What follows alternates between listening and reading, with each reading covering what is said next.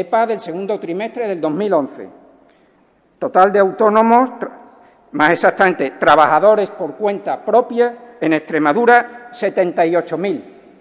30 de junio de 2011. Mismo dato al 30 de junio de 2015. 67.100.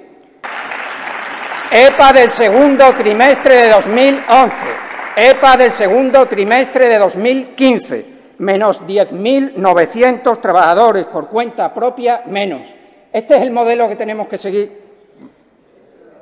31 de diciembre de 2015. Se ha invertido la tendencia. Ha crecido el número de trabajadores por cuenta propia. Datos de la Seguridad Social a 31 de diciembre de 2015. 3,1% más de empresas con asalariados inscritas en el régimen general que en diciembre del año anterior. 925 empresas más. 2,4% más de afiliados totales a la Seguridad Social. Es que, señor diputado, no quiero dar más cifras, pero en todas sus intervenciones tiene el empeño de lanzar el mismo mensaje. Parece que antes y después del Gobierno del Partido Popular nadie ha hecho nada positivo en el mundo, solo el Gobierno del PP. Y le recuerdo que el mundo no empezó en julio de 2011.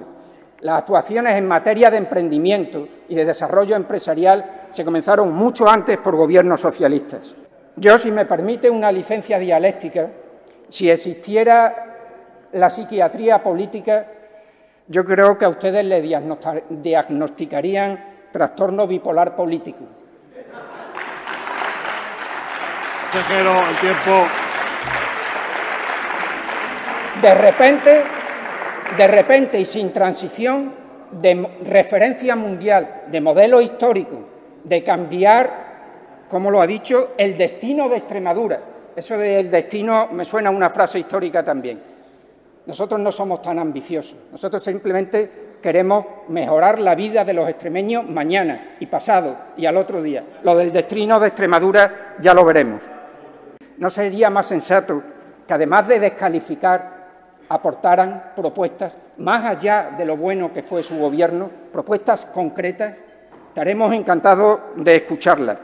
En resumidas cuentas, yo creo que los empresarios extremeños, los emprendedores extremeños, en estos meses ya han tenido ocasión de darse cuenta de que hay una Administración que los escucha y atiende sus peticiones. Muchas gracias.